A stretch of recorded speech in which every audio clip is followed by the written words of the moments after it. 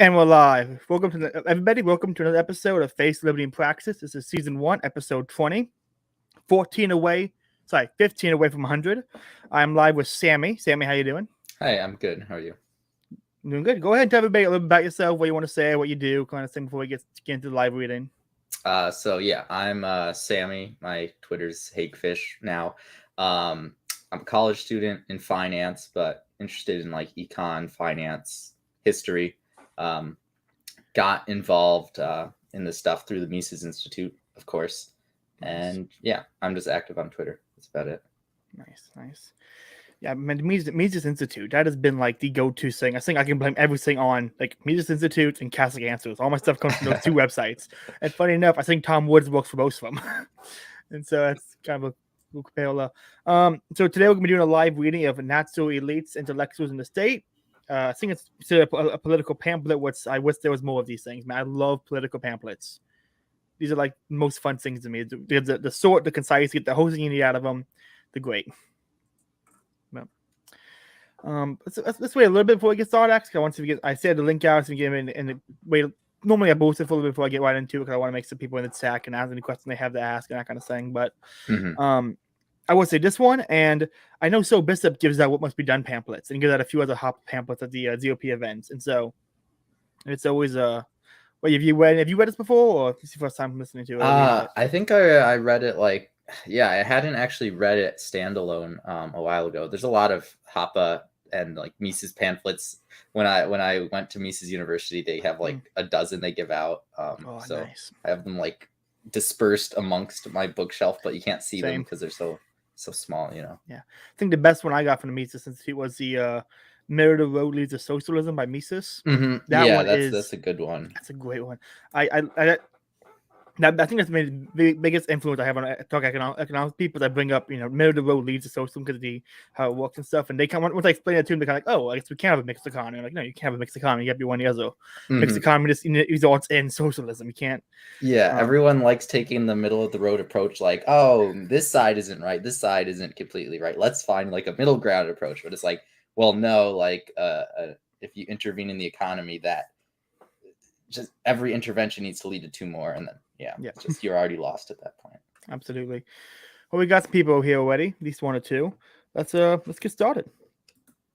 Oh, and anybody wants to follow along, I'm gonna post a link to it in the comments of the video to the Mises Institute's copy of it. So let me just do that real quick.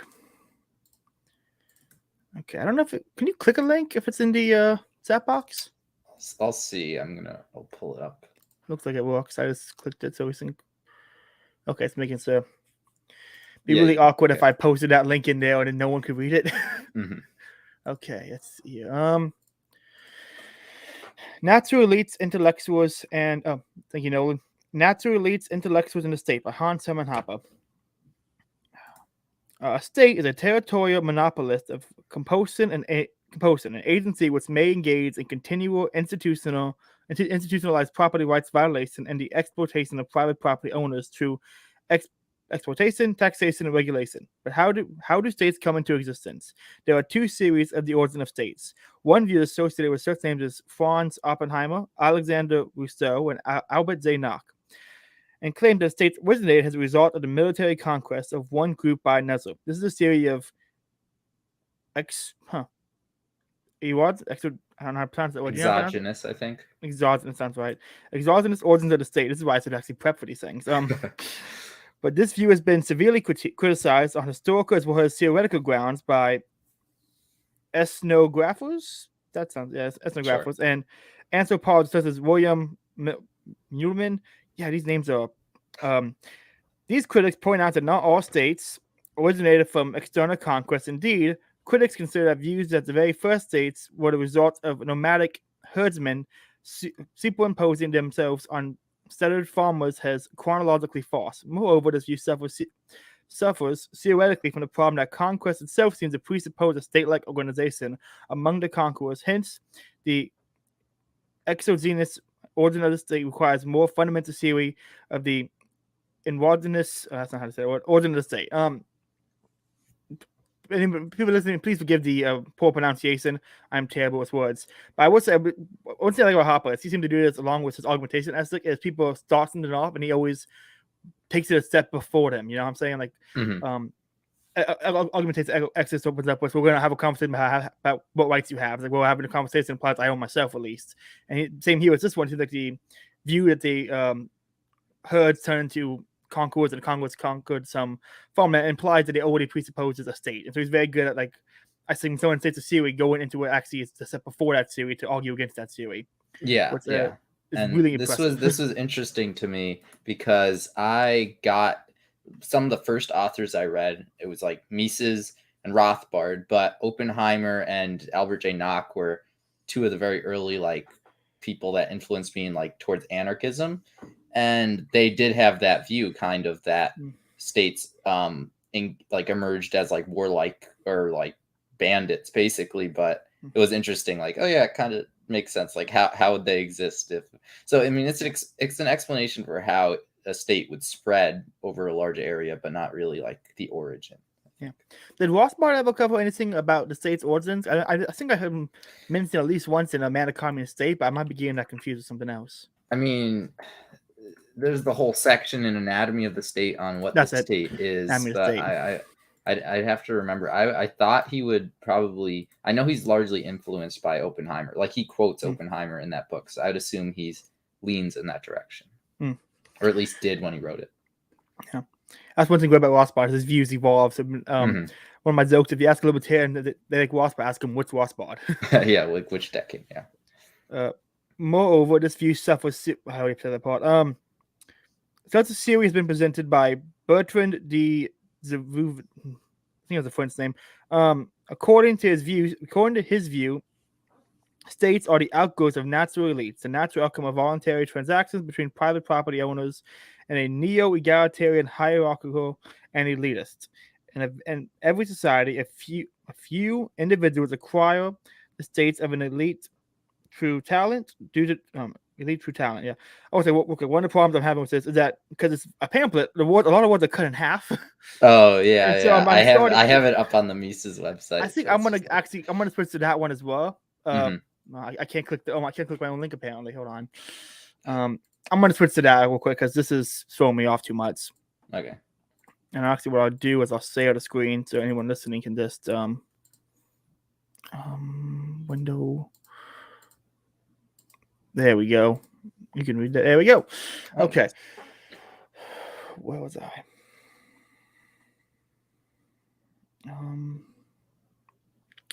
According to his view, states are the outgrowths of natural elites, and the natural outcome of voluntary transactions between the private property owners is non-egalitarian, hierarchical, and elitist. In every society, a few individuals acquire the status of elite through talent.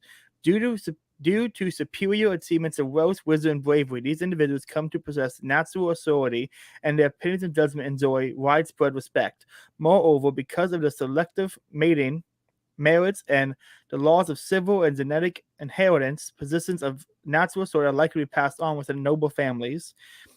It is to the heads of these families with long-established records of superior achievement, farsightedness, and exemplary personal conduct that men turn to their conflicts and complaints against each other. Turn with their conflicts and complaints against each other. These leaders of the natural elites act as judges and peacemakers, often free to sort out a sense of duty expected of a person of authority or out of concern for civil justice privately produce public goods. Public good. Jesus, I am bad at reading these live. I would say this reminds me a little bit of I think it was nomadic. Not nomadic. It was early Iceland. They had the anarchic tribe structure. They would have the elders they would go to solve their problem. So you can even see in these examples of anarchy in history, they had a similar problem. It's very similar there. So it's not just a state thing. This is in every environment, and every base society ends up having these kind of things at the start. So I think that's something to keep in mind. Anything you want to add? Yeah, definitely. I mean, that's a good point. That, I mean, even like an ACE's list of like every anarchic society, it would be funny to look at how many of them have like elders, like not official lords of the state, but like de facto elites.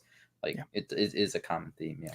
I know. I think it's, I don't know. I think it's Cospasia, however you say it. When I was in Italian city state, because the Pope couldn't draw a map, they had a group of elders basically ran the city pretty much. They were all a voluntary association.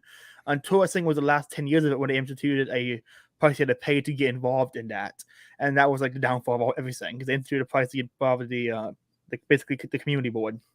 Mm-hmm. But just like if you're just like in a neighborhood or just like in a homeowner association, you're gonna have everyone go to these meetings, and those who actually are there often are gonna have more influence over what goes down. It's everywhere. The small but deceptive step in the transition to a state consists precisely of the monopolization of the function of judge and peacemaker. This occurred once a single member of the voluntarily acknowledged natural elite was able to insist, despite the opposition of other members of the elites, that all conflict within a specific territory be brought before it. Conflicting parties could no longer choose any other judge or peacemaker. Yeah. Anything you want to add? Not particularly. I think he goes more into this. It is an interesting topic, though. Also, what's great about Hopper is a lot of his ideas you can find in all his works, Mm-hmm. and so you can kind of just get different angles of it all and really get it from like reading his works. You really get, okay, here's what he's on, here's what he writes about, and you can really understand it multiple times. Even if hearing the same thing over and over again, it's helpful for actually memorizing it and remembering different ways of going about it. So that's this is a good like TLDR of like the mid section of Democracy, the God That Failed. I forget, but he has the chapters on this sort of thing. Yeah. Excuse me. Origin of monarchy. Once the origin of a state is seen as the outgrowth of a priori hierarchical structured order of natural elites, it becomes clear why mankind, insofar as it was subject to government at all, has been under monarchical rather than democratic rule for most of its history.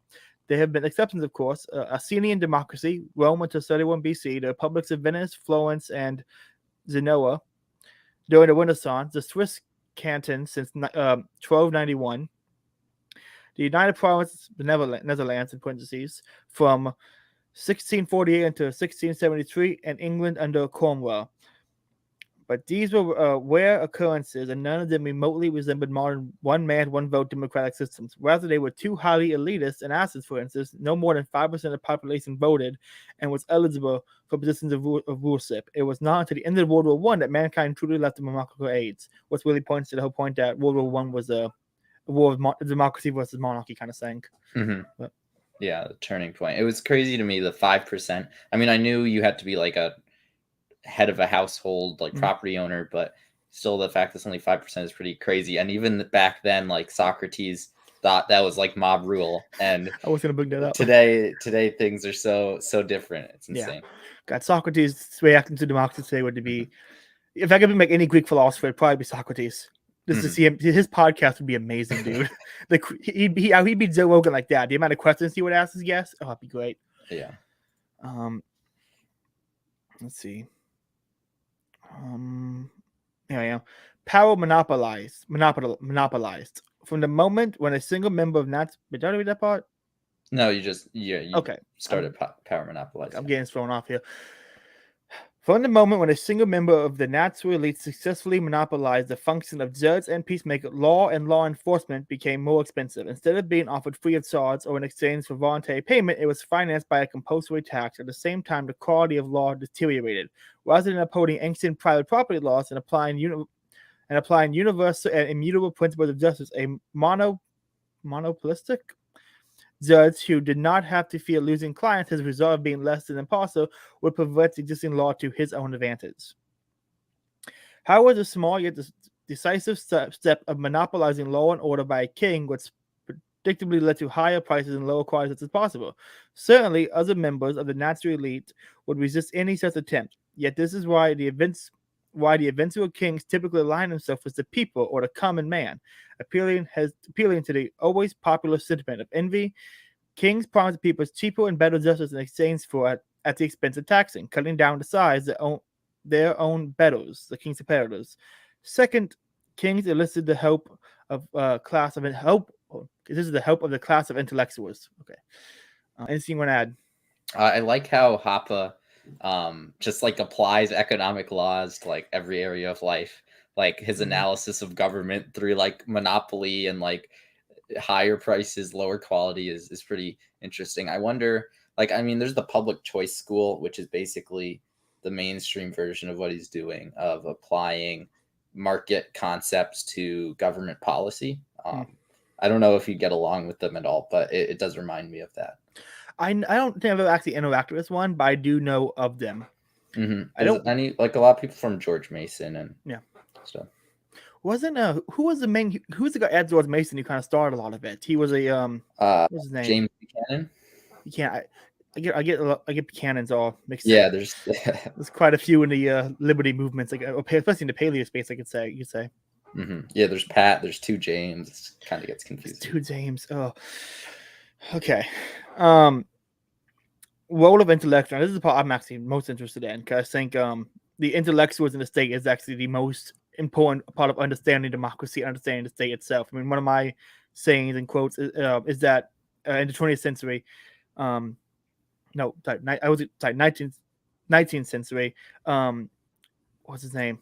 Oh my God, I'm drawing a blank. The president before Woodrow Wilson.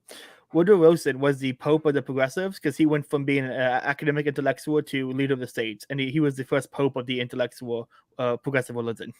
And so it's like understanding the purpose of what the elites, what the intellectuals do with the state is like it makes a lot of things click once you kind of get this. So anyone listening doesn't understand this yet, this is definitely something to pay attention to and think about. The demand for intellectual services could be expected to grow with increasing standards of living. However, most people are concerned with rather earthly and mundane affairs and have little use for intellectual endeavors. Apart from the church, the only people with a demand for the service of intellectuals were members of the natural elite, as teachers for their children, personal advisors, secretaries, and librarians. Employment for intellectuals was precarious and payment typically low. Furthermore, while the members of the natural elite were only rarely intellectuals themselves, i.e. people spending all the time on scholarly pursuits, but were instead people concerned with the conduct of earthly enterprises, they were typically at least as bright as their intellectual employees. So the esteem for the achievement of their intellectuals are only modest. I want to say, it's a great book. Anyone wants to kind of get more on this topic from a specifically religious standpoint. It's called Politicizing the Bible by Scott Hahn. It goes through the history basically of kings finding some guy in the church who was like a priest and having him, hey, you're going to interpret the Bible for me and translate something for me so I can use it to justify more state power. And so it brought the Bible out of the church and brought it into a secular context and used it to actually control state power. It's a great example of the intellectuals in the state working together to do terrible things. So that's a really good book. I recommend people read it. He's very Catholic. If you're not Catholic, you're gonna have some issues probably with some of his arguments, but I think it's still a good book for history reasons. And it's very academic, so it's very sized and sorted. And if you want a popular level book, yeah, Sacred and Sacred Now, which is a popular level condensing of that one book. Anything you want to add? No, you can keep going. Okay. It is hardly surprising then that intellectuals suffering from a greatly inflated self-image resented this fact. How unjust are those, the natural elites, who were taught by them were actually their superiors and led a comfortable life, while they, the intellectuals, were comparatively poor and dependent. It is also no wonder the intellectuals could be won over easily by a king in his attempt to establish himself as a monopolist of justice in exchange for the ideological justification of monarchical rule. The king could only offer them better and higher status employment, but as a royal court intellectual, they could finally pay the natural elites back for their lack of respect. Anything you want to add? It's just funny the criticism he's throwing at them. It reminds me a lot of like public school teachers now. Like they're kind of like the mini version of that. Yes. It seems like with like the feeling like they're underrepresented or underappreciated, and then like grasping at any potential to grab power through like I don't know, like dumb COVID stuff. It's just anything they could do to like indoctrinate and gain any amount of like not saying about they seeing like many intellectuals for the state and then trying to indoctrinate, children kind of and CRT kind of stuff. They makes them feel powerful. I bet them having like I convinced this kid to agree with me on everything probably makes them feel more important. Because in their mind, they're like, oh, see, I got this kid out of the closet instead of indoctrinating something else. That's probably. I wonder if I could. Makes me want to read some more Kaczynski on the surrogate process and power process and see if I can apply any of that to this. That's a good point. Yeah. Yeah. Oh, this might be start up for self plug. Sooner or later, I'm having Constitution of No Authority. He was on Tom Wood show to talk about Aquinas and Kaczynski because they had some similar points on like surrogate process and what is the good. And I so we're saw going to do that. a That's Kaczynski gonna be Aquinas. It's going to be fun. So anyone listening, go ahead and subscribe because you're not going to want to miss that one. An inspection of the biographies of leading intellectuals from Shakespeare to Ghost, from Descartes to Locke, from Marx to Spencer, shows roughly the same pattern until well into the 19th century. Their work was sponsored by private donors, members of natural elites, princes or kings, falling in and out of favor with their sponsors. They frequently changed employment and were geographically highly mobile. While this often meant financial insecurity, it contributed not only to a unique cosmopolitan of intellectuals as indicated by their proficiency in numerous languages, but also to unusual intellectual independence. If one donor or sponsor no longer supported them, many others existed who would happily fill the gap. Indeed, intellectual and cultural life flourished the most, and the independence of intellectuals was the greatest, where the position of the king or central government was relatively weak, and that of the natural elites had remained relatively strong. Yeah. That was interesting for me to see, especially thinking about like the intellectual bureaucracy today. Like, how terrible is it? Like, if you read like RFK Jr.'s book, his book on COVID, and like basically like how corrupt and stagnant like the medical response to like COVID was, it feels like sort of what he's describing is that like everyone is sponsored by someone, and it's like a network of donors and funding all the way to the top, and anyone who steps out of line kind of just like gets kicked out, and it's kind of like scary to think about if it's like that bad. Absolutely. There's a point I want to bring up, but I can't exactly remember. I'm saying find it here real quick. Interesting point about the intellectual elites. I think Popular Liberty has made this point that the Protestant Reformation, the intellectuals of the Reformation, because they Luther, Calvin, they were Zwingli were all sponsored by different governments, and so they all had backing by different state powers and different intellectuals, and that really did disrupt the church, which really did disrupt the only real counterbalance to state power, which was a centralized Catholic church that was basically their version of what they would go to solve disputes, and so. Applying this kind of a series of elites and intellectuals to the Reformation, you can kind of get a better understanding of how the Reformation happened, not just on strict theological lines, but the power politics behind all of it. And so, if anyone wants more of that, I DM or ask Popular because he's much more knowledgeable on those issues than I am. Rise of democracy. A fundamental change in relationship between the state, natural elites, and intellectuals only occurred with transition from monarchical to democratic rule. It was the inflated price of justice and the perversions of ancient law by kings as monopolistic judges and the peacekeepers that motivated historical opposition against monarchy. But confusion as to the cause of this phenomenon prevailed. There were those who recognized correctly the problem was monopoly, not with elites or nobility. However, they were far outnumbered by those who erroneously blamed the elitist character of the ruler for the problems and who advocated maintaining the monopoly of law and law enforcement and merely replacing the king and the highly visible royal pomp with the people and presumed decency of the common man, hence the historical success of democracy. I have nothing to add. There's nothing common because he's spot on, I think. He's right. I think it's a bit too big, but I'm going to have to tweet that, I think, because that's just amazing. How ironic that monarchism was destroyed by the same social forces that kings had first stimulated and enlisted, that they began to exclude competing natural authorities from acting as judges, the envy of the common man against their betters, and the desire of the intellectuals for their allegedly deserved place in society. When the king's promise of better and cheaper justices turned out to be empty, intellectuals turned the egalitarian sentiment the kings had previously courted against the monarchical rulers themselves. Egalitarian sentiment the kings had previously courted against the monarchical rulers themselves. Accordingly, it appeared logical that kings too should be brought down, the egalitarian policies which monarchies had initiated to be carried through to the ultimate conclusion. The monopolistic control of the judiciary by the common man. The intellectuals is meant by them as the people's spokesmen. I would say it's kind of talking about intellectuals makes you want, like, who are the intellectuals today?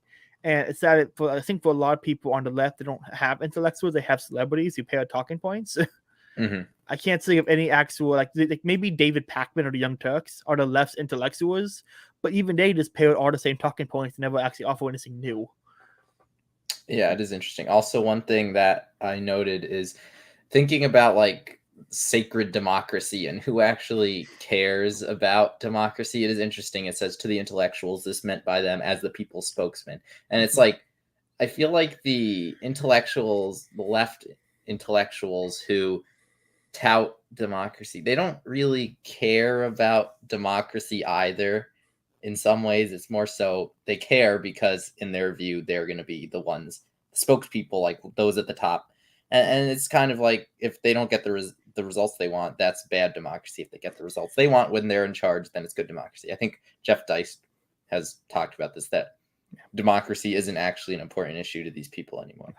I can't Or remember maybe who it never said it. was. I can't remember who said it, but when the left says all democracy, they always mean all hegemony. Mm-hmm. I can't remember who's. I know Michael Malice quotes it, so does Michael knows, but I can't remember who actually said it first. But it's accurate to the left.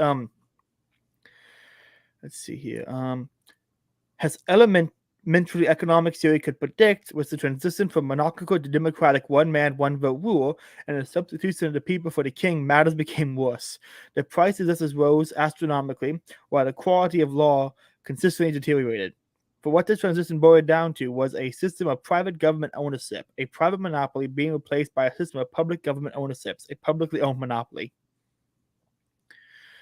A tragedy of the commons was created. Everyone, not just the king, was now entitled to try to grab everyone else's private property. The consequences were more government exploitation, taxation, the deterioration of law to the point where the idea of a body of universal, immutable principle justice disappeared and was replaced by the idea of law as legislation, made rather than found, an eternally given law, and an increase in the social rate of time preference, increased present orientation.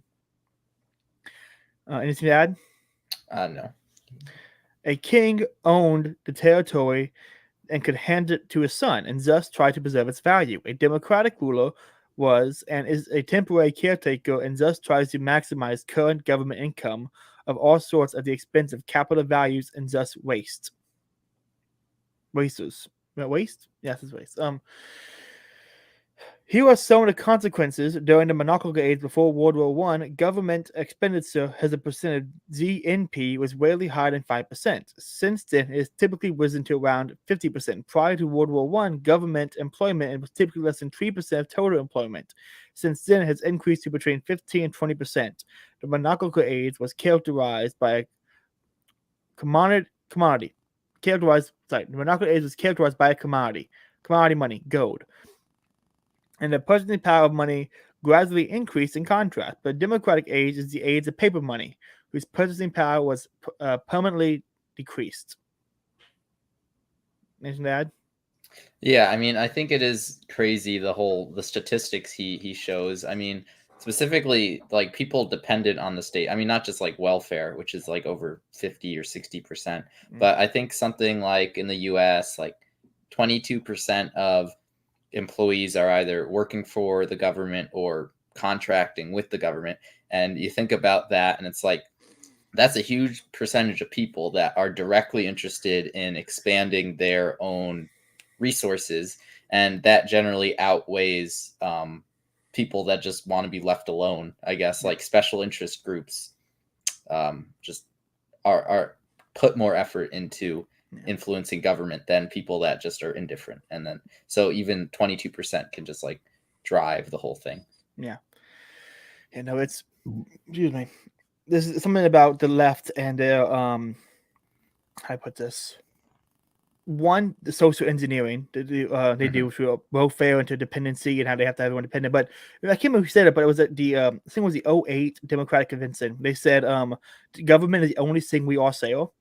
And even if that wasn't always true, that's always kind of been their goal, I feel like. It's always been something that if everyone is in part of it, they all have to care about it, and they all have to take part, and we all have to make sure it stays legitimate in the eyes of the people. Mm-hmm. It's, I was like, I respect, I hate the left, but I can't not admire how good they are what they do. Uh-huh. Like I wish they were bad at it. Like the writers, the writers is bad at it, but the left is so good at what they do. It's just like I'm impressed, and I wish they were bad at it. Mm-hmm. The fate of natural elites. I think you have see my head. Yeah. Oh, yeah. I did. There you go. Okay. Kings went deeper and deeper into debt, but at least during peacetime, they typically reduced their debt load. During the democratic era, government debt has increased in war and in peace to incredible heights. Real interest rates during the monarchical age had gradually fallen to somewhere between 2.5%. Since then, real interest rates, the nominal rates adjusted for inflation, have risen to somewhere around 5%, equal to the 15th century rates.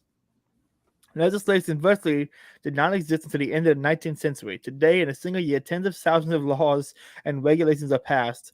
Saving rates are declining instead of increasing, with increasing incomes, and indicates that family disintegration and crime are constantly moving upward.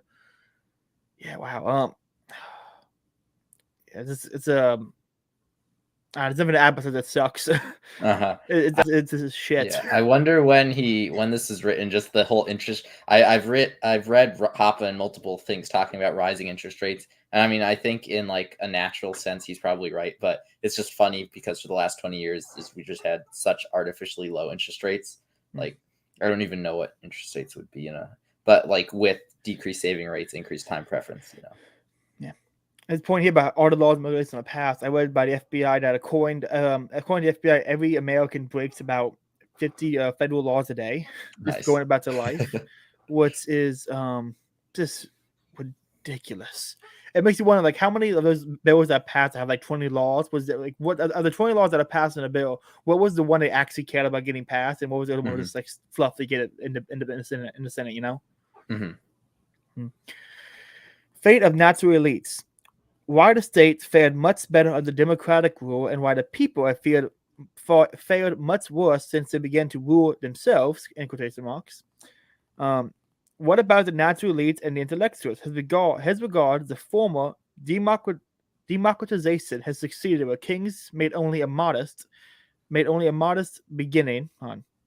Has succeeded, where kings made only a modest beginning, and the ultimate destruction of the natural elites and nobility. The fortune of the great families have disappeared. Like disappeared. Sorry. True. You know that word? Confiscatory, I guess. I don't know. Confiscatory taxes during life and during life and at the time of death. These families' tradition of economic independence, intellectual farsightedness,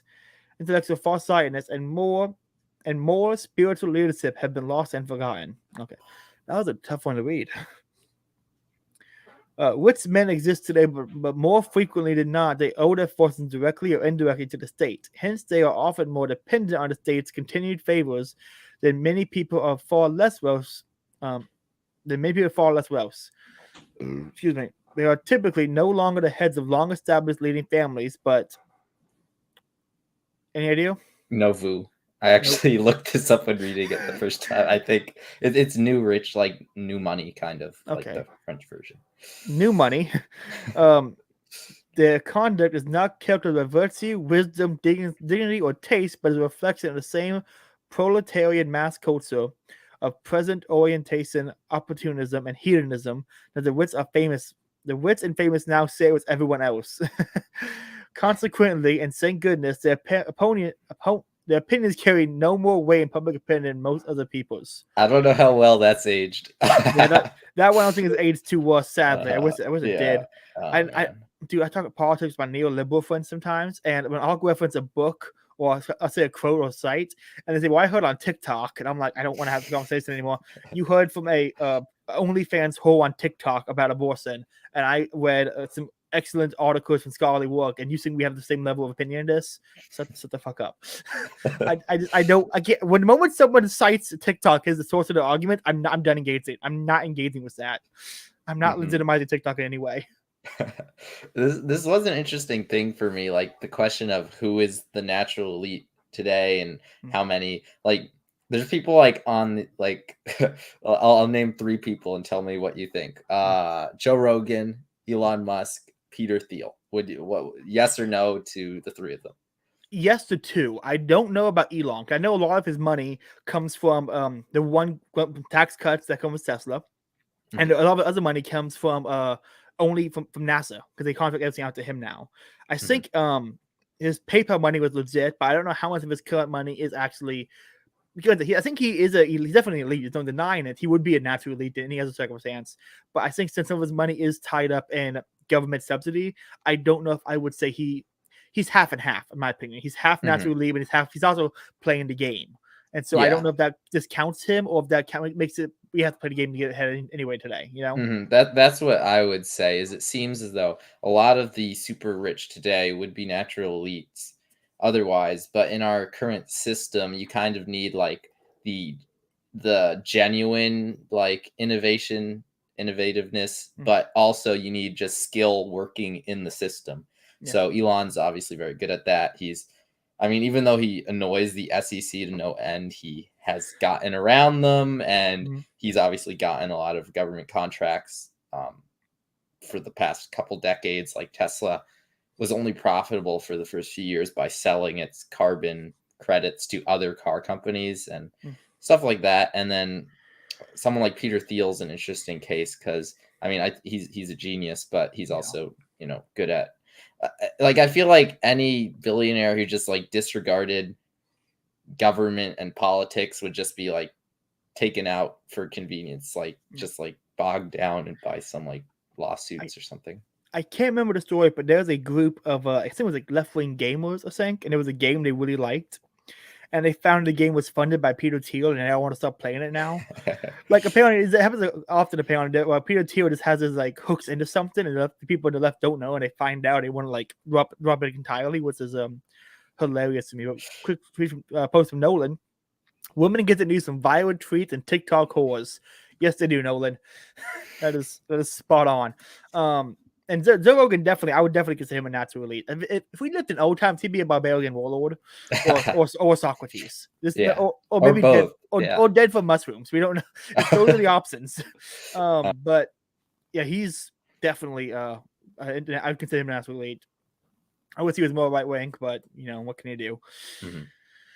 It needs to be a solid right wing Joe Rogan. A solid like right wing Joe Rogan tough guy who's not gonna get caught with a sex tape as a dude. Mad as possible. But yeah, let's continue on to read it. Let's see.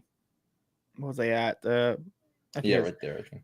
Democracy has achieved what Keynes only dreamt of: euthanasia of the winter class. Whoa, hold on, Keynes actually say that? Apparently. Wow, I knew Keynes was like a monster because like young boys and was an outright Satanist, but I said it'd be shocking about how bad Keynes was, but I'm still shocked every time I read a Keynes quote. I'm like, you actually existed and was trusted by people, and you are still trusted by people today. I don't know how. Yeah, he was very known for just saying random stuff. I don't know. What about the dead? Guy. Who cares? In the long run, we're all dead. Ugh, Keynes. Keynes' statement that in the long run we're all dead. Oh, hey, there it is. The long run we're all dead accurately expresses the I keep wanting to say demon. I'm whispering the first part, but democratic spirit of our times, present-oriented hedonism. Although it is perverse not to think beyond one's own life, such thinking has become typical. Instead of ennobling the proletariats, democracy is polarized and the elites, and is systematically perverted the thinking and judgment of the masses. That is spot on. I mean, yeah, I still get shocked when I think about like, what was it? Like recently, great example: Megan Fox and Machine Gun Kelly drink each other's blood for ritual ceremonies. I mean, what people are outright doing pagan and demonic ceremonies, and people just like shrug it off because it's they're Hollywood celebrities. These people should be burned at the stake. Alec Jones in Minecraft. Right. He was so right.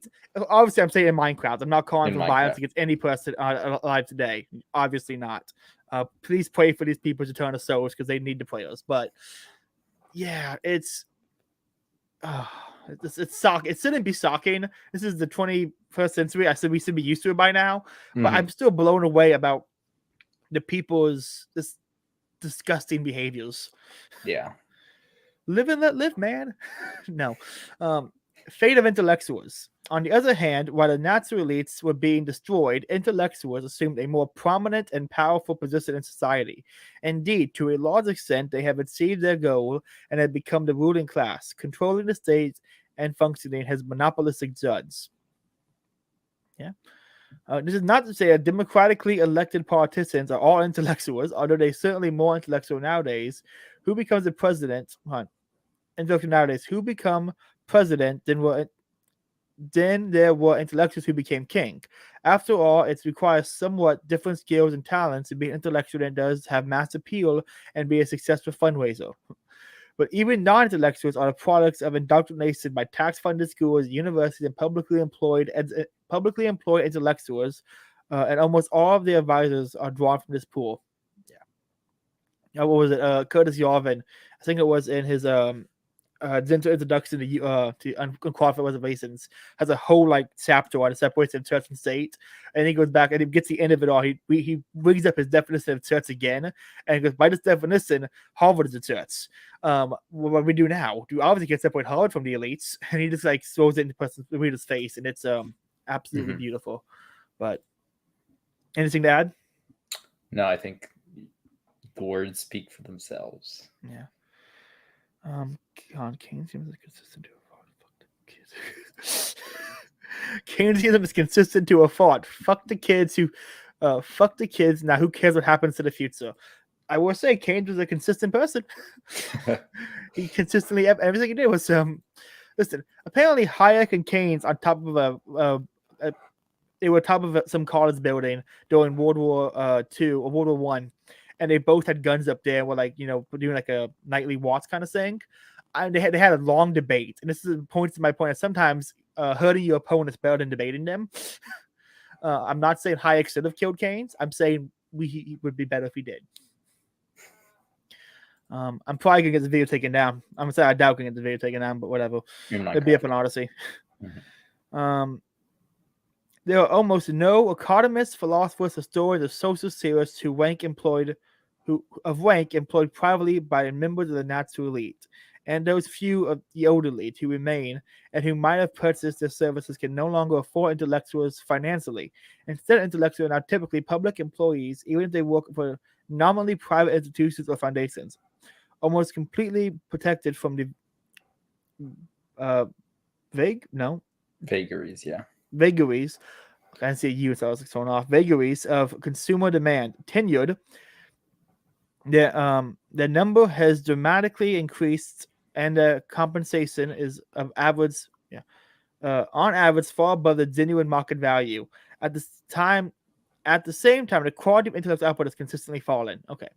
The whole tenure process is what's your take? Should tenure be a thing or should it not be a thing? I know there's some people who have different takes on whether or not tenured professor is actually a good thing or bad thing. What's your take?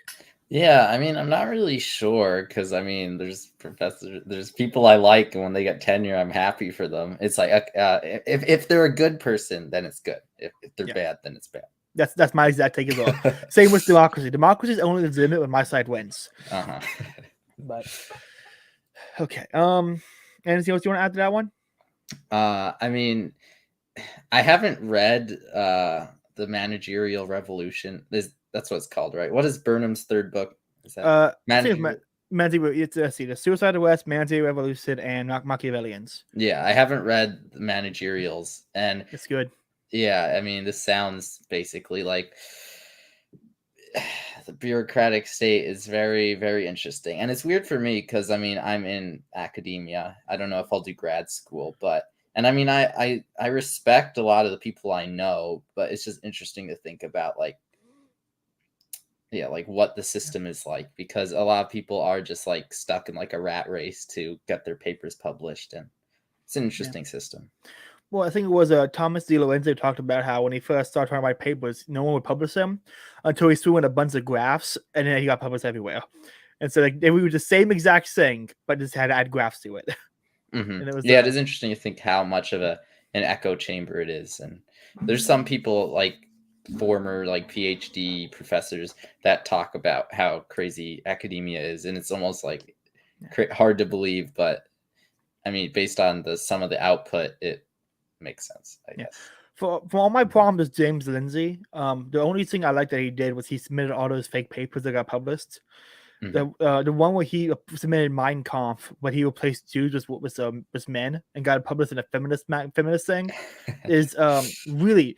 I don't like James Lindsay. I think it's terrible, but I think that thing he did when he first got started was incredible, and it's Mhm. a great example of Yeah, how somebody. journals are so weird. Like some stat that like 90% of them are only read by the editors and the people writing them, and it's like, what is the point? Like it Yeah. seems like this weird activity just to get government funding. Like Oh yeah. it's such a like a perverse area, like that the market it wouldn't exist in a like a market economy.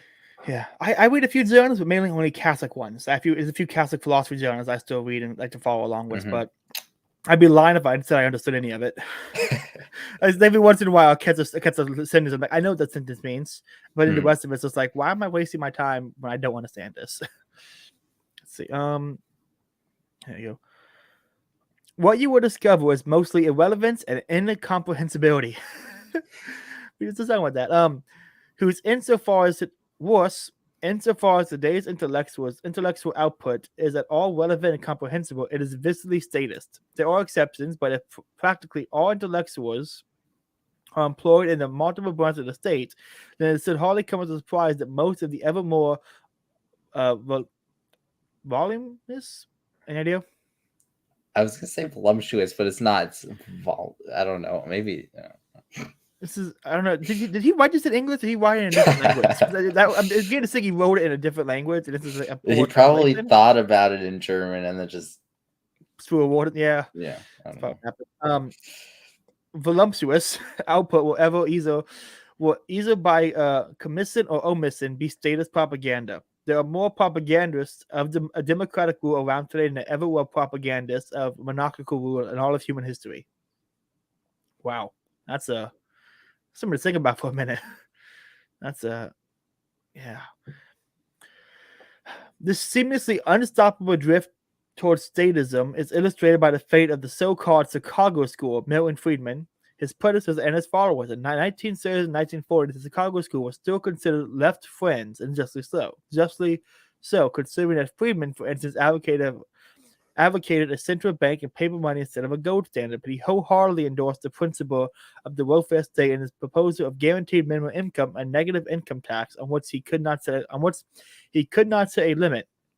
He advocated a progressive income tax to achieve his explicitly egalitarian goals, and he personally hoped to implement the withholding tax. Freeman endorsed the idea that the state could impose taxes to fund the production of all goods and had a positive neighborhood effect, or what he sought would have such an effect. This implies, of course, that there's almost nothing the state cannot tax fund.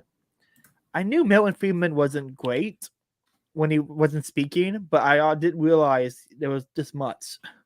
Mhm. Yeah, he's definitely an interesting guy. I mean, I'm biased towards him because I did get into some of this stuff through him, and I do think he became better closer to his death. I think he realized a lot of the mistakes he made. But Yeah. there's a great talk by Hoppe at PFS, and it's something about classical liberalism and Hayek. It's like the Hayek. It's something with Hayek, and he's talking about Hayek and Friedman and how they were like these optimal. I mean, especially Friedman was very much a utilitarian. Mhm. So I mean, and he didn't like have any philosophical reasoning for not liking coercion or something. So he's like, oh, this is obviously the most optimal way to tax. And he ended up just like helping the state. And then people would be like, oh, even Milton Friedman supports progressive income tax. Or yeah, like you just hold water for the enemy. Or not. I guess you wouldn't see them as the enemy, but at least like the wrong side of things. Yeah. And, Friedman, when he was talking like the philosophy of libertarianism or small government, was great, but reading his economic stuff has kind of been. I wonder what I don't know if Thomas Sowell has the same problems. I never actually read anything strictly economic from Thomas Sowell, but I would say it's like sociology and that kind of stuff is really good for someone who's also of the Chicago Yeah, school. I really like Thomas Sowell more. I think he's better at not talking about the things he's bad on. I mean, he's like a neocon. Yeah. But like he doesn't talk about it, so that's good, at least. How much farther is this? Okay, we gotta get going. Okay. My dog, give me 1 moment. My dog is riding on my door. Nice. Come on. Okay. He's just gonna sit underneath my desk now because he's giving me a toy. Hold on, I can't play right now, dog. Okay.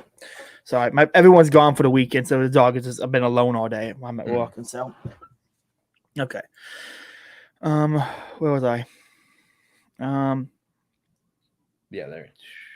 Yeah, Milton Friedman. Yes. In addition, Friedman and his followers were proponents of the shallowest of all shallow philosophies, ethical and epistemological relativism. There is no such thing as ultimate moral truth, and all of factual empirical knowledge is at best only hypothetically true.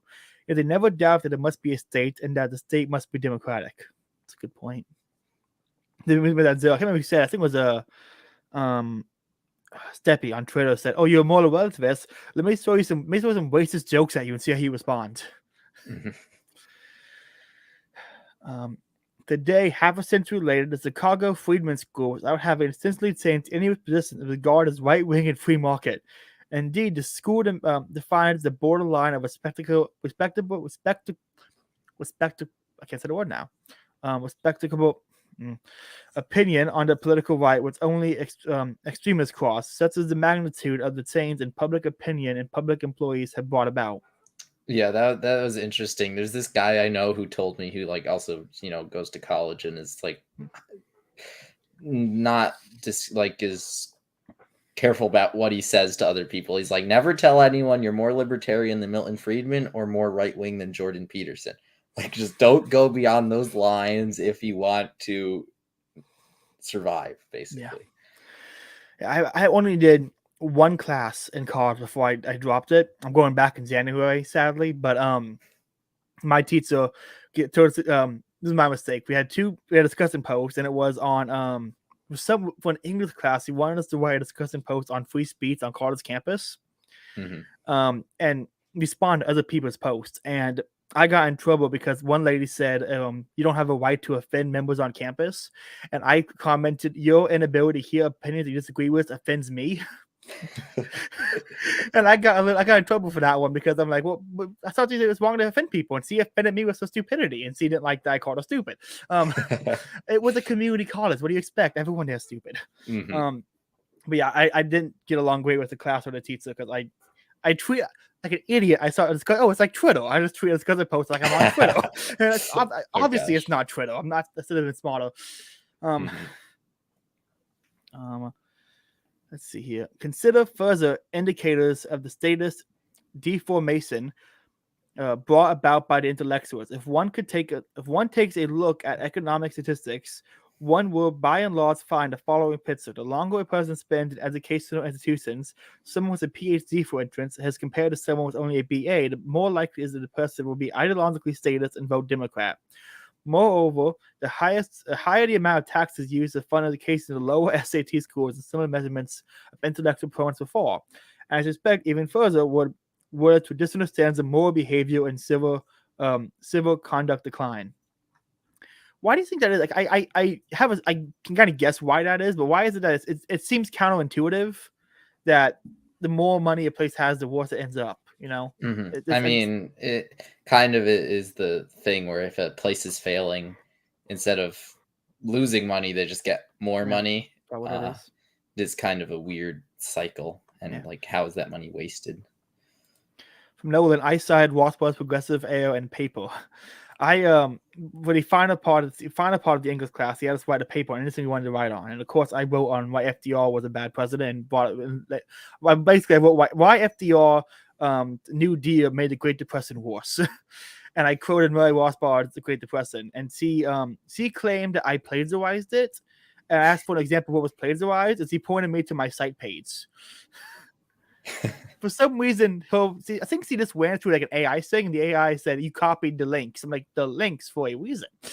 It's just like you quoted, and it's like, oh, this is a quote. Yes, that's why I quoted it. It was the weirdest. I think we were doing everything digital, and it was like right when COVID started. I don't think he knew how to work a computer, and so I think that a lot of issues came when he didn't know how to like do a lot of stuff. But now that you can do in-person classes again, actually maybe it'd be better this next time. All considered a forward indicator. 1994 was called a revolution, and Speaker of the House Newt Gingrich was called revolutionary when he endorsed the New Deal in Social Security and praised civil rights legislation, i.e., the affirmative action and forced integration, was responsible for almost complete destruction of private property rights and the erosion of freedom of contract association and disassociation. What kind of revolution is it where the revolutionaries have wholeheartedly accepted the status premise and cause of the present disaster? Obviously, this can only be labeled a revolution in the intellectual environment that is status to the core. Anything to add? No, you're good. Okay. The situation appears hopeless, but it is not so. Finally, a white pill. First, it must be recognized that the situation can hardly continue forever. The democratic age can hardly be the end of history as the neoconservatives want us to believe, for there is also an economic side to the process. Market interventions will inevitably cause more of the problems they are supposed to cure, which leads to the more and more controls and regulation until we finally reach full-blown socialism. If the current trend continues, it can safely be predicted that the democratic welfare state of the West will eventually collapse, as did the People's Republic of the East in the late 1980s. For decades, real income in the West has stagnated or even fallen. Government debt and the cost of the social insurance schemes have brought on the prospect of an economic meltdown. At the same time, social conflict has risen to dangerous heights. Yeah, and even like 10x of whenever he wrote this, there's I was just listening to the Tom Woods show, the social insurance schemes. We have like $220 trillion in unfunded liabilities. Like, I feel like when the boomers are like in their 80s and 90s, like I don't know how things can continue, just like based on the funding that we have. Yeah. I was just gonna put more money, dude. Just print it. It's fine. I can't. What was it? The best inflation joke was in Parks and Rec when they were one of the characters opened up his own business. And like, where's your revenue? Where's your cash stream? And he says, I have a printing machine. I put money with my face on and give it out to clubs for free promotion. And it's just like he was printing money to promote his business so he could put more money. And it was all useless. It was just There's a scene like that in It's Always Sunny, but it's kind of similar. Always Sunny is such a great show. Yeah. What was I at? Here's perhaps one will have to wait for economic collapse for the current status trend changes, but even in the case of a collapse, something else is necessary. A breakdown will not automatically result in a rollback of state. Matters could become worse. Yeah, I think that's important. Yeah, it is. In fact, in recent history, there are only two clear-cut instances when the powers of the central government were actually reduced, even if only temporarily, as a result of a collapse, as a result of a catastrophe. In West Germany, after World War II, under Ludwig Erhard, and Chile under General Pinochet. What is necessary, besides a crisis, is ideas, correct ideas, and men capable of understanding and implementing them once the opportunity arises. But if the course of history is not inevitable, and it is not, then a catastrophe is neither necessary nor unavoidable.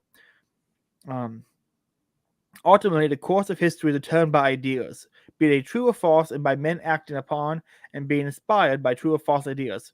Only so as long as false ideas rule and a catastrophe is unavoidable. On the other hand, once correct ideas are adopted and prevent public opinion, ideas can, in principle, be changed almost instantaneously. A catastrophe would not have occurred at all. I don't necessarily disagree, but I don't think that's a I put this. It seems like he's talking about how you can have better ideas circulate and popular ideas, like that kind of thing. Like, it seems like he's. Am I wrong to conclude he's kind of making a populist argument here, or is he agree on that? I mean, I think it's very much in the Mises Rothbard Hoppe strand. I think they're still very optimistic on ideas trumping everything else. Like, all of them have written, like, in the long run, a government can't exist unless it's popularly supported. I mean, that's like a Mises Rothbard and Hoppe thing. I mean, like, the whole Mises quote of like throw yourself into the intellectual battle. Like, yeah, they are definitely more on the intellectual than the power and force side. I know Lou Walkwa Hmm. believes that because of the internet and the ideas that are circulated, at least he used to believe this, that the right would win because we have the best ideas, and with the internet, all the ideas are circulated a lot easier. Hmm. I don't think he's wrong. That's good to circulate the ideas. I don't think a counter ideological thinking is going to get us out of the current ideological mess. Hmm. I think it's possible in local areas, but I don't think it seems like I'm sure if you talk to him, he wouldn't say, how to put this. From what I get from the text, it sounds like he's saying a mass change can happen. I don't think so. I think it only happen locally, and so you could change the ideas of one area basically by having the people who are already leaning that direction. Hmm. I think, but I think he would probably agree with that as well. I think it's just condensed because it is a pamphlet, you know. Yeah, it is interesting to think about. There are like very white pilling things and very black pilling things. Like in some ways, it does seem like this is a reasonable thing. Like if you look at the death of traditional cable media, like who are the biggest platforms? They're not right wing, but they're also not establishment. You have like Joe Rogan, Glenn Greenwald, Tim Pool. I don't know. I feel like something very white pilling. If you go to the comments of like any YouTube like political thing, everyone like is fed up. Like they get ratioed so hard. They removed YouTube dislikes. Like I could see a scenario where it is kind of like the regime is like almost like dying breaths of like trying to maintain things. And it would be interesting to see if there was a collapse, if when things rose, if the general consensus would be a lot better than they are. It would be interesting to see. I'm very conflicted on it. Sometimes I'm like, the world is doomed. 99% of people are idiots and evil. And then sometimes I'm like, yeah, we just need like. Sometimes I'm populist. Sometimes I'm not. Yeah, my point is like all the big names competitors for like so there's legacy media, now there's mainstream media. My problem is all the big mainstream people aren't great. Like like Timcast, for example. The only person on Timcast worth listening to is Samus, and Samus is only right like half the time when he quotes Hopper. And Scott Holton was on it. Did you watch Scott Holton on Timcast? No, but I probably should. It was great. He was incredible. The comment section thought he was a Chinese Sil. Yeah, and it's like things like that.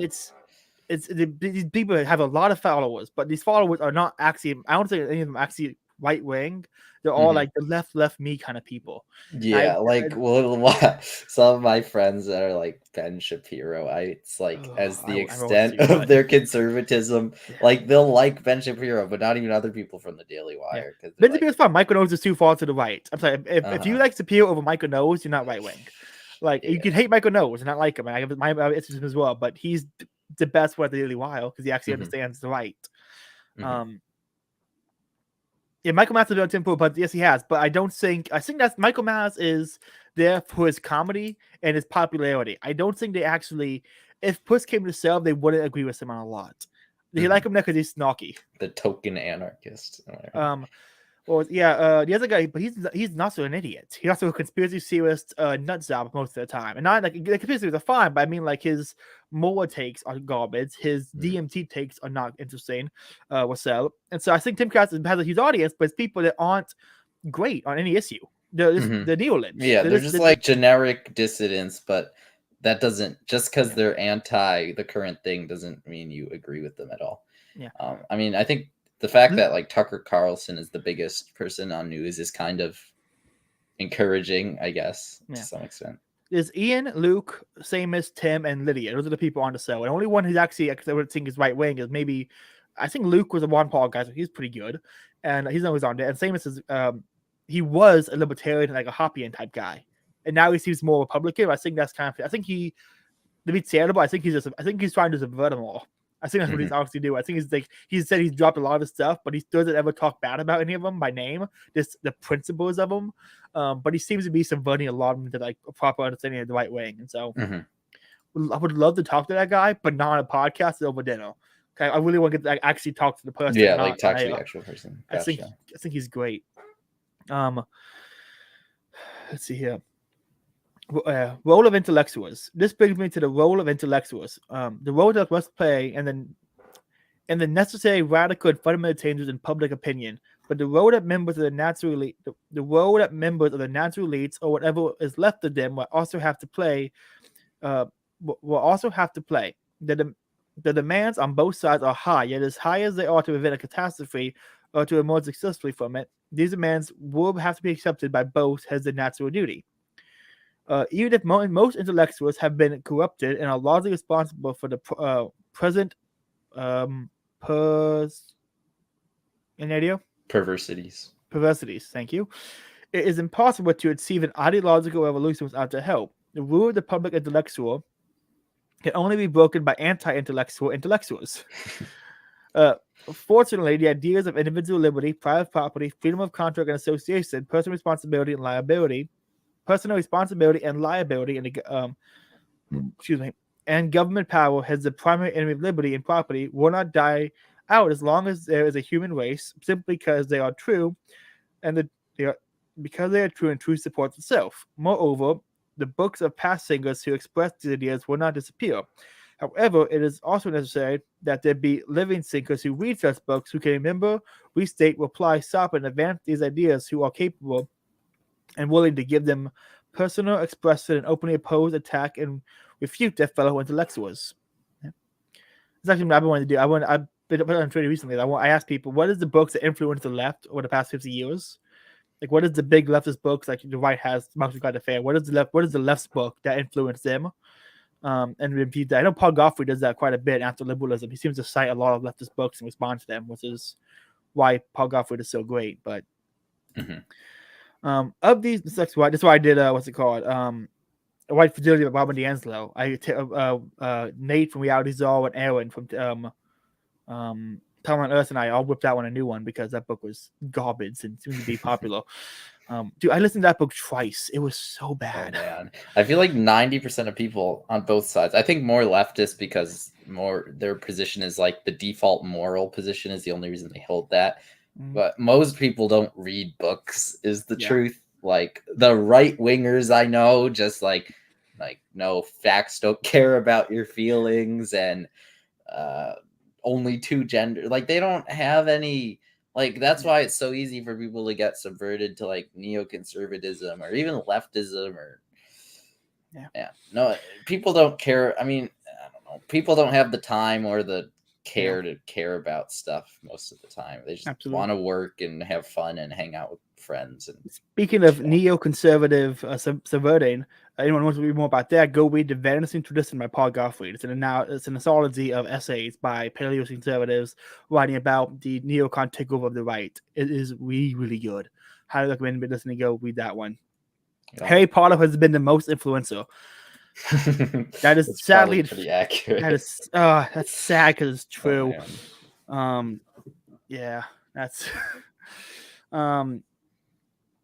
of these two requirements, intellectual competency and character, the second is the most important, especially in these times. From a purely intellectual point of view, matters are comparatively easy. Most of the status arguments that we hear day in and out are easily refuted, has more or less economic nonsense. Anyone wants to see that in action, go follow Ace Arcus on Twitter.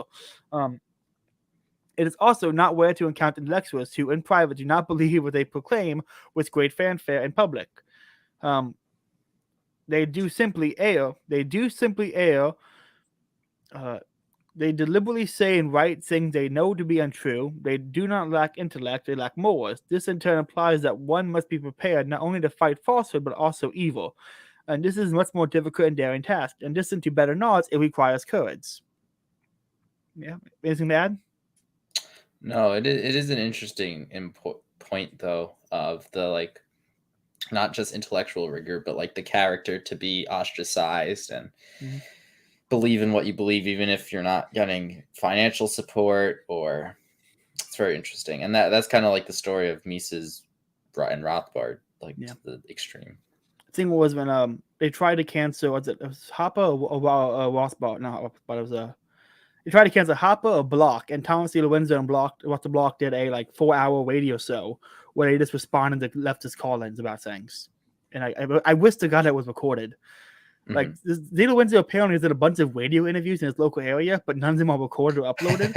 Which is like, Yeah, do you imagine just driving all your the car? content. Yeah, I need to go move there. Yes, Oh just man. imagine driving your car and just turn the radio on. It's just Zeta Windsor being awesome like he always is. Mhm. Like, oh, and in Florida, the only radio people I get to listen to is Sean Hannity. Mhm. And, used to be I had Rush Limbaugh, but sadly he's Do you passed. get the Hannity. Jeff Dice? What I forget what radio show he I does do somewhere. not, sadly. He used Friends Against not Friends Against Government. Aronofsky saying the David Gronowski, that's his name. He has a show and definitely hosts on Fridays. But yeah, I'm not way into that one, sadly. Hmm. What's the God I was? That'd be incredible. Mhm.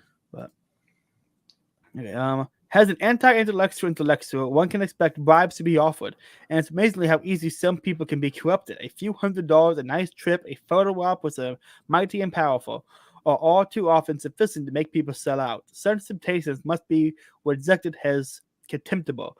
Moreover, in fighting evil, one must be willing to accept that one will probably never be successful. What's that quote by Mises? Not by me, by Mises, from Mises' childhood quote from Birds. It was proceed against evil ever more boldly in front of it. Yeah. It's like, do not give in to evil, but proceed ever more boldly against it. Yeah. What a great quote. And the fact that he was just like, that was his childhood thing he picked up and just stuck with forever. Mhm. Mises is probably one of the greatest men of the 19th century. Man, like, think about how much cooler like kids were back then reading Virgil in a different language, and now we just have people reading or watching TikTok and Harry Potter. I mean, I don't hate Harry Potter. I just I don't hate it either. I hate the people who like Harry Potter. That's my answer on Harry Potter. That's the fair. You should like Lord of the Rings more. That is the litmus test. Yes, it's a great tweet. If anyone listening to it's gonna be a little maybe controversial, but it was if you like the scenes of Lord of the Rings, you may also like Zodiac Catholicism. But let's see here. Indeed, not only does one have to accept that he will be marginalized by the academic establishment, but he will have to expect that his colleagues will try almost anything to ruin him. Let's look at Ludwig von Mises and Noé Rothbard. The two greatest economists and social philosophers of the 20th century were both essentially unacceptable and unemployable by academic establishment. Yet throughout their lives, they never gave it one inch, never gave in, not one inch. They never lost their dignity or even succumbed to pessimism. On the contrary, in the face of constant adversity, they remained undaunted and even cheerful and worked at mind-boggling levels of productivity. They are satisfied in being devoted to truth and nothing but the truth. Yeah. Really just great man. I mean, Mises is probably one of the greatest men of the 20th century. There's no doubt. If I rank the top 5, he's in the top 2. He's just incredible. It is here that what is left of the natural elites comes into play. True intellectuals like Mises and Rothbard cannot do what they need to do without the natural elites. Despite all obstacles, it was possible for Mises and Rothbard to make themselves heard. They were not condemned to silence, but they still taught and published. They still addressed audiences and inspired people with their insights and ideas. This would not have been possible without the support of others. Mises had Lawrence Fertig. Is that how you say that? Sure. Fertig? And the William Vocal Fund, which paid his salary at NYU and was by the Ludwig von Mises Institute, which supported him, helped publish and promote his books, and provided the institutional framework that allowed him to say and write what needed to be said and written, and that can no longer be said and written inside academia and the official status of established media. That's actually a good, as we talked about earlier, but there's access to like the internet and everything now. You can publish. I mean, Curtis Yarvin has influenced on so many people, and he publishes on a Substack. Yeah. You know, it's like the age of blogging has been great for ideas to circulate. Definitely. This is a good point here. Like so many libertarians want to become the intellectuals. Not enough libertarians want to become the elites that fund the intellectuals, but they are just as important. Which is why I have my issues with Jason Stapleton. His like stop being poor is good. He's white. You need the intellectual. You need the elites to help the intellectuals. You can't have one without the other if you want to succeed. Once upon a time in the pre-democratic age, when the spirit of egalitarianism has not yet destroyed most men of independent wills with independent minds and judgments, this task of supporting unpopular intellectuals was taken on by individuals. but who can nowadays afford single-handedly to employ intellectual privately as his personal secretary, advisor, or teacher of his children? And those who still can are more often than not deeply involved in ever more corrupt big government, big business alliances. And they promote the very same intellectual cretins who dominate statist academia. Just think of Rockefeller and Kissinger for instance. What's on? Okay, we're almost at the end.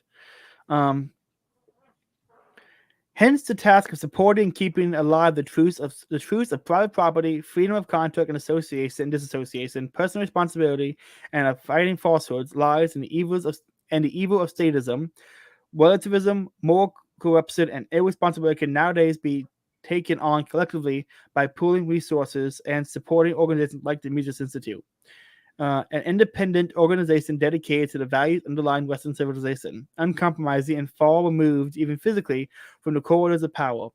Its program of scholarship, teaching, and publications and conferences is nothing less than an island of moral and intellectual decency in a sea of perversion. To be sure, the first obligation of any decent person is to himself and his family. He should, in the free market, make as much money as he possibly can, because the more money he makes, the more beneficial he is to his fellow man.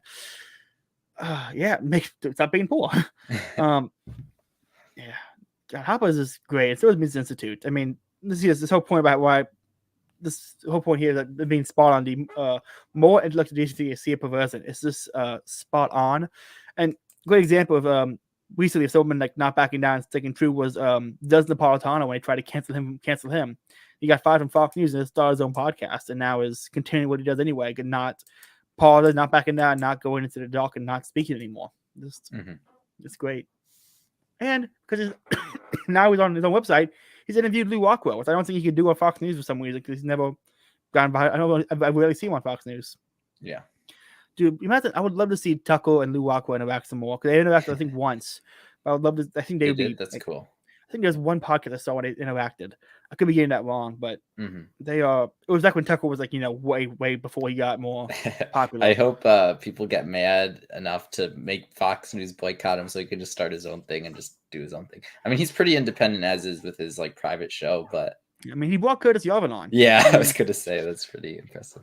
Libertarians would be better off and better into a religion. Yes, it would be. It would be, Marcel. You're absolutely right. The problem is people don't agree on the religion. Because I think the two goings people series now is Protestantism, Catholicism, and Orthodoxy. Those are the ones people argue for. I think Popular Liberty has it right where the Catholic Church has the best history of it. This week, Tom Woods, Church in America, and so many Catholics are at Mises Institute, which is that was like a sort of a shock for me, but it was cool to see when I first went. Yeah, it's what was I think it was Thaddeus Russell had it, like he was asking Tom Woods about it, but like why are so many Catholics, great traditional Catholics, at the Mises Institute? And Tom didn't really have an answer, but I think it's because it's one of the few places you can go and be political and not have to worry about working and being canceled by leftist colleagues. But let's see here. What was I at? Yes. But that is not enough. An intellectual must be committed to the truth, whether or not it pays off in the short run. Similarly, the naturally have obligations that extend far beyond themselves and their families. The more successful they are as businessmen professionals, and the more others recognize them as successful, the more important is that they set an example. That they strive to live up to the highest standards of ethical conduct. This means accepting their duty. This means accepting as their duty.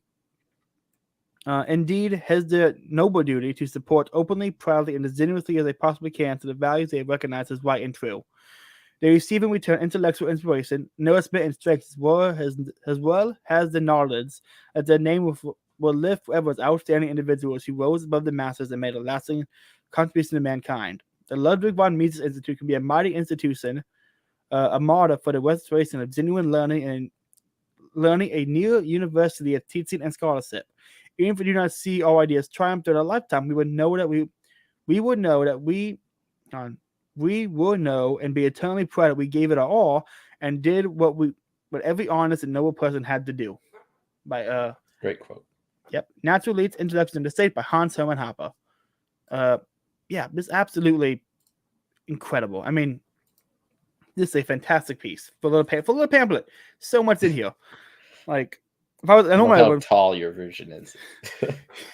Well, so many people I posted a photo like, why is it so long? And I just said, I'm really good at making like small things look huge. Lots of experience in that department. Yeah, I think I've had people I know who are like Catholic friends or like, a lot of time people, a lot of my family, what are your politics nowadays? Is there anything you recommend? Because I know I read a lot of books. I normally just like recommend Against the Left by Lou Wacko. But I think I'm gonna start recommending this. It's like, hey, it's a bookmark, and just slide it in there, and just like, hey, go read these two things because I think those two are the best. That and that best like summarization of a lot of the best stuff in libertarians like philosophy side of things. Yeah, I've been like having to think about what is the best like intro book. Now it's kind of hard.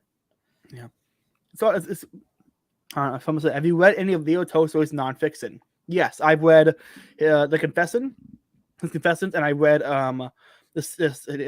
Kingdom of God and You. Those good books. Tolstoy was an incredible writer and everything he wrote, but his best work was just Ivan Ilyich, which people need to go read. Well, we've gone for an hour and a half, which is 20 minutes over my usual time. Sammy, anything you want to add about the text we just read? I think, it's an important piece. I think it highlights the importance of independent institutions, why the Mises Institute moved away from DC, or why that split happened, like with like the Cato Institute. So definitely consider that. Most institutions are funded by public funding. So any independent funding goes the extra mile because there's really not that many individuals giving funds to independent institutions. So, choose your institutions wisely, ones that are actually promoting the message you want and aren't being subverted by the regime, I guess. And Mises Institute's a great place to start. Absolutely. I will put a link to your handle in the description, and I will put a link to Mises Institute donation page because everyone listening should donate to that amazing institute. Because we just put this entire thing on here from the website, and so a lot of great books, a lot of great articles, it's great podcast too. The new Human Action podcast Jeff Dice is doing. I love the book club thing, but now I feel like he stopped doing the book club. He has the extra news that they do is really, really good. Yeah, that's like the thing I never miss nowadays. It used to be like for a while I had no like weekly news show to watch. I got all my news from Twitter. I went libertarian. I stopped watching Michael Knowles and Matt Walsh. Yeah, I was in the Ben Shapiro. There's no weekly like Tom Woods has like evergreen titles, and occasionally like a news thing that's happening this week. But to see Jeff Dice do it is great because I absolutely love Jeff Dice. Great from like an economic and cultural. Absolutely. Well, go and give your plugs. We'll hop out of here. Yeah, you can find me on Twitter at Hagefish. From there, I have a link tree which leads to some other stuff with like my full name that I just, you can find me. If you want to find my other stuff, go to my Twitter and it's there. I've written for Mises, maybe writing for some other places in the short term future. Awesome. Well, guys, been another episode of Face, Liberty, and Praxis. Stick around because in about 20 minutes, I'm going live again for an Austrian-Thomism roundtable on abortion. We'll go into about evictionism and the objectivism's pro-abortion argument. So you definitely not going to miss that. But anyway, like, comment, share, subscribe. All the YouTube sayings. I'm like 8 subscribers away from getting 300. So let's try to get 300 by tonight so I can upload to Odyssey because they have a whole... they get that trends subscribed on YouTube before they do auto updates and auto like copy your videos over and stuff. And so when they hit 300, I'll be on Odyssey for everyone who wants to watch over there. But yeah, have a good night.